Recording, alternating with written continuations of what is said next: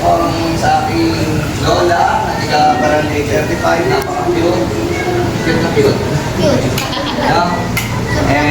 Nangailangan po siya ng tungkod, nag-request siya sa akin. Kailan ka nag-request? Ngayon lang tayo, no? Ang bilis. Ang bilis. Mag-request mo, 2 minuto lang. Meron agad na ngayon. Meron pa ngayon. Rest kayo. No? Testingin mo na eh. Adjust ko kung... Okay lang, tama lang. Adjust mo na tayo pa.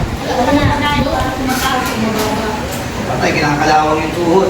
Sabi ko sa'yo eh. Kinakalawang na ang tuhod ni nanay. Sige nay. Walk, walk, walk. Walk, walk, walk. Dali. Kailangan talaga pa ng alalay. Okay na yung taas, nay? Okay lang, okay lang.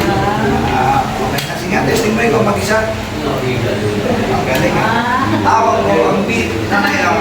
Hawak ang beat. Gano'n ka na? Hawak ko ang beat. Yan. Okay. Ayan. Okay. Ayan mga kabarangay, natutuwa po si nanay ngayon. Meron na siyang bagong tungkod. Kaya God bless you all po sa lahat ng mga senior citizen. Kung sana kayo magkakasakit, lagi kayong gabayan ng ating Panginoon. Maraming salamat po and God bless you. Sige, kulang.